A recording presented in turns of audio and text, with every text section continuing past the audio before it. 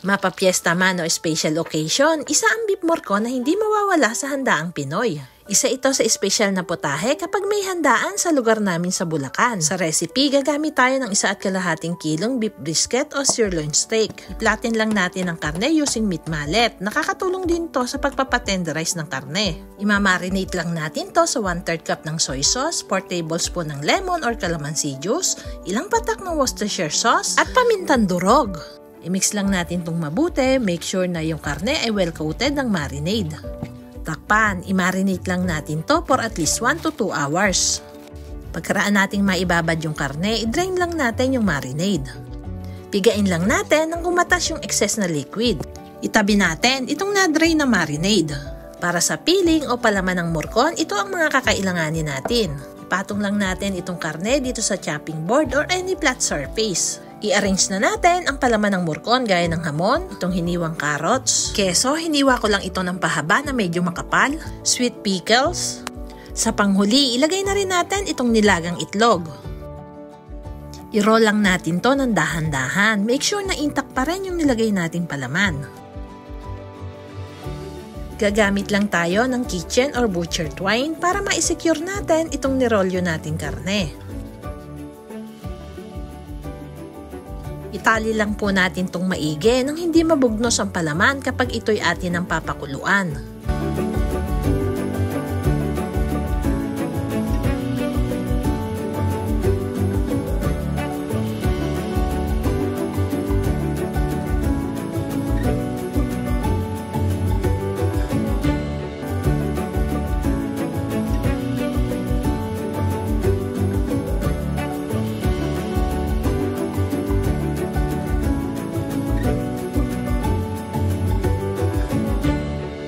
I-repeat lang natin ang process hanggang sa ma-roll natin lahat yung hiniwang karne. Kapag naitali na natin lahat ang morcon, papagulungin lang natin to sa harina. Itaktak lang natin na matanggal yung excess na harina.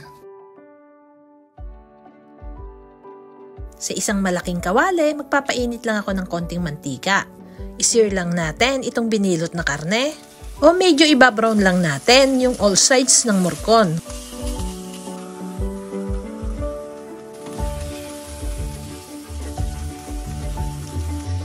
Pwede na nating hanguin kapag ganiring nag-slightly brown na. Para sa sauce ng morcon, ito yung mga ingredients na kakailanganin natin. Sa same pan na ginamit natin, mag-isa na tayo ng bawang. Ilagay ang pininong sibuyas. Kapag medyo malambot na ang sibuyas, isunod na nating ilagay itong hiniwang kamatis. Ihalo na rin natin yung celery, carrots at bell pepper. Timplahan na rin natin ng konting paminta. Lagyan rin natin ng 1 kutsarang butter. Lulutuin lang natin to hanggang sa medyo lumambot. Ilalagay ko na rin itong 200 grams ng tomato sauce. Isasama ko na rin dito yung pinagbabada ng karne. Timplahan na rin natin ng konting asin. Mag-add na rin tayo ng 1.5 cup ng mainit na tubig. Hayaan lang natin itong kumulo. Kapag kumulo na, ibalik na natin yung na-seared nating morcon. Takpan, lutuin lang natin to sa mahinang apoy ng mahigit 1 oras hanggang sa tuluyang lumambot. Bibilingin lang natin to from time to time para magpantay ang pagkakaluto. Check din natin yung bottom ng pan para hindi manikit yung morcon. Takpan, i-continue lang natin itong lutuin hanggang sa tuluyang lumambot. Kapag malambot na, hanguin at alisin na rin natin yung tali sa morcon. Make sure lang na walang matitirang pangordon. Dito sa version ko, gagamit lang ako ng immersion blender para ma-puree yung sarsa ng morcon. Kung sa tingin nyo ay medyo malapot ang sauce, pwede pa kayong mag-add ng konting mainit na tubig. Para mas maging malasa ang sarsa, maglalagay lang ako ng 2 kutsara o kalahating can ng liver spread o pate. Haluin lang natin nang madissolve yung nilagay nating liver spread. Lagyan din natin ng 1 kutsarang asukal, pambalanse ng lasa. Maglalagay rin ako ng ilang slice ng keso, pero ito naman ay optional lang.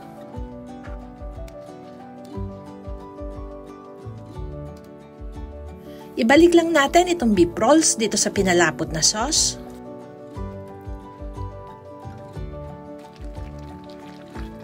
I-simmer pa natin ng ilang minuto hanggang sa mag-slightly thicken yung sauce. Tikman po muna natin kung sakto na ang lasa. Kupo, sauce pa lang, ulam na. I-turn up na natin ang heat at ready to serve na ang special natin putahe na beef morcon. Hiwain na natin to into serving portion at i-transfer na natin dito sa serving plate na may sarsa ng morcon. Talaga namang napakasarap na ihanda sa mga special occasion, kaya itry nyo na rin po ang recipe. Don't forget to like and subscribe. Thank you for watching. Kain po tayo!